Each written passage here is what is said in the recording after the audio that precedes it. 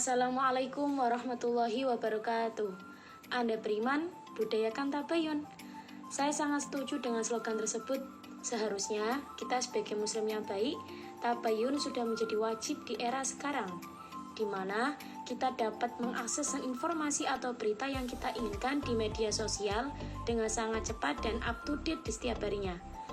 Membiasakan diri dengan bersikap tabayun bisa dimulai dengan melakukan riset fakta terkait informasi yang kita terima dari orang lain. Misalnya saja dengan banyak membaca sumber berita terpercaya yang minimal lebih daripada satu sumber saja. Bahkan sejak zaman Rasulullah SAW, umat muslim selalu melakukan riset informasi yang diterima dari orang lain sebagai bentuk daripada tabayun.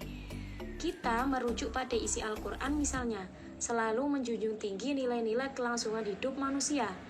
Al-Quran secara tersurat dan tersirat sangat menekankan kepada umat muslim untuk membuat rencana hidup yang matang dalam melakukan hal apapun, selalu mengedepankan berpikir sebelum bertindak, baik dalam skala yang kecil ataupun skala yang besar.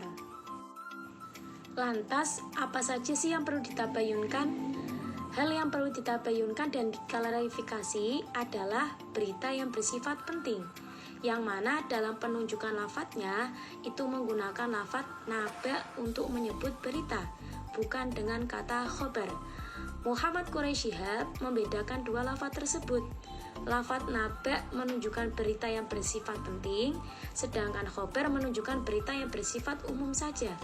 Al-Quran memberikan petunjuk bahwa yang perlu diklarifikasi dan ditabayunkan adalah berita yang di situ bersifat penting. Adapun misalnya berita tersebut seperti isu-isu ringan, omong kosong belaka, dan berita yang tidak bermanfaat, hal tersebut tidak perlu diselidiki, bahkan tidak perlu lagi didengarkan karena akan banyak membuang waktu kita saja. Sayangnya, tabayun sepertinya kurang membudaya di masyarakat kita. Informasi yang diterima dan disebar tanpa adanya filterisasi dan klarifikasi yang cukup akan kebenarannya. Bahkan seringkali mengesampingkan rasa empati terhadap orang lain, serta kurang mampu mempertimbangkan keilmuan dan pemahaman yang terbatas. Hal tersebut akhirnya memberikan kesimpulan yang menurutnya benar dengan mengatasnamakan kemerdekaan berekspresi dan keterbukaan informasi. Menilai kualitas informasi. Selain kita diharuskan mempunyai sikap tabayun, umat Islam juga dianjurkan memiliki kemampuan dalam menilai kualitas informasi, sehingga dapat diidentifikasi mana informasi yang salah dan mana informasi yang benar. Kemampuan dalam menilai kualitas informasi itu sangatlah penting, karena informasi yang benar sekalipun terkadang tidak memberikan manfaat bagi kita ataupun orang lain. Apalagi jika informasi tersebut adalah salah atau bohong, maka akan memberikan efek yang buruk sehingga sampai pada pola pikir orang yang menerima informasi dan tentunya akan menyebabkan ketidakharmonisan dalam masyarakat. Banyak dari pakar di bidang ilmu informasi yang menjelaskan cara menilai kualitas suatu informasi. Salah satunya adalah pendapat dari Miller-Holmes yang mengemukakan terkait penilaian suatu informasi yang kita dapat dari media sosial, yaitu yang pertama, penanggung jawab isi informasi. Hal ini disebut juga dengan autoritas yang merujuk pada kualitas dari orang yang mengeluarkan informasi, baik berasal dari suatu kelompok ataupun individu. Kualitas yang dimaksudkan di sini adalah reputasi atau tingkat kepercayaan terhadap penyampai suatu berita. Yang nomor 2, komposisi dan terorganisir. Sumber informasi tersebut berisikan pesan yang jelas dan koheren, serta masuk akal jika ditelusuri isi informasinya. Nomor 3-nya adalah objektivitas. Informasi bebas dari sesuatu yang bisa menjadi sesuatu yang bias dan bersifat opini bagi siapapun yang menilai kualitasnya. Selanjutnya adalah validitas. Sumber informasi maupun media informasinya itu berasal dari sumber yang dapat dipercaya dan aktual. Dan yang terakhir, yang nomor 5, komprehensif suatu informasinya memiliki cakupan yang luas, bisa dieksplorasi, informasi itu bisa dikaji lebih mendalam, bersifat aman dalam konteks luas, serta tidak menimbulkan masalah untuk masyarakat setempat. Kalau kita sudah mengetahui tentang cara menilai suatu informasi, lantas apa sih manfaat dari tabayun sendiri? Lah, banyak masalah yang disebabkan akibat dari menuduh orang lain dengan tanpa bukti. Dalam kehidupan bersosial, tentunya akan banyak menemukan bahkan mengalami beraneka kejadian, dan hal tersebut itu tidak lepas dari namanya pemberitaan atau informasi.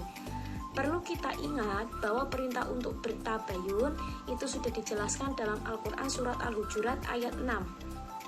Nah, di sini ada beberapa manfaat yang terkandung dalam menerapkan tabayun di kehidupan sehari-hari, yaitu antara lain, yang pertama, tabayun menghilangkan kesalahpahaman antar sesama. Jadi, dengan bertabayun, segala permasalahan itu telah diketahui dahulu perkaranya secara bersama-sama, sehingga tidak perlu lagi sampai menimbulkan perdebatan. Dengan tabayun juga dapat mempererat tali silaturahmi antar sesama. Informasi yang salah itu dapat merusak hubungan yang sudah dibangun sejak lama.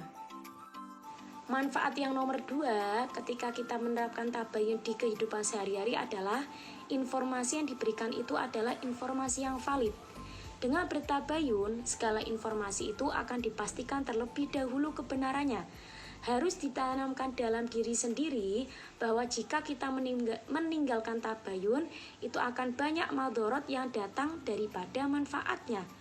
Lah, jika hal tersebut diimplementasikan dalam kehidupan sehari-hari, itu akan menjaga kerukunan masyarakat.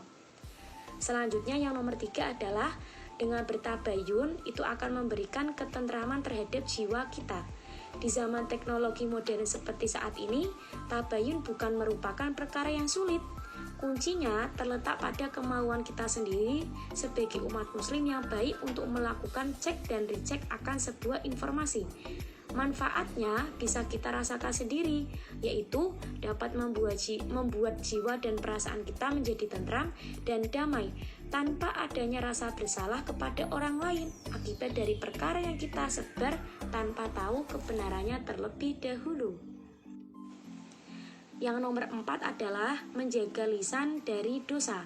Dalam hadis Rasulullah yang diriwayatkan oleh Imam Bukhari, beliau bersabda, keselamatan manusia itu tergantung dari bagaimana dia menjaga lisannya. Maka dari itulah sangat penting bagi kita untuk menjaga lisan, terutama di zaman sekarang. Ketajaman lisan itu terkadang juga mewujud dalam aktivitas di media sosial melalui apa yang kita tulis, apa yang kita sebar, dan kita komentari aktivitas orang lain. Dan yang terakhir itu adalah dapat menumbuhkan semangat kompetensi dalam kebaikan. Tabayun menjadi inspirasi untuk menggali kriteria informasi yang berkualitas dari sumber keagamaan yang paling utama. Tabayun sangatlah penting dalam komunikasi, terlebih lagi masyarakat saat ini mengalami keterbukaan dan kemudahan dalam penyampaian informasi. Nah, jika seseorang membawa berita bohong, lalu kita ikut andil dalam penyebarannya, itu akan menyebabkan masalah di masyarakat. Ketika menerima informasi, maka bagi kita sikap tabayun adalah sikap yang pertama yang harus dilakukan. Tidak tergesa-gesa mengambil sikap ketika menerima informasi adalah hal yang pertama dilakukan dalam sikap tabayun. Kemudian, sikap seorang muslim ketika menerima informasi adalah melakukan pengecekan terlebih dahulu informasi atau berita tersebut. Apakah termasuk berita yang benar ataupun berita yang salah? So, ukurlah perbuatan kita dengan nilai-nilai agama. Mari budayakan konfirmasi dalam mengolah informasi. Terima kasih. Wassalamualaikum warahmatullahi wabarakatuh.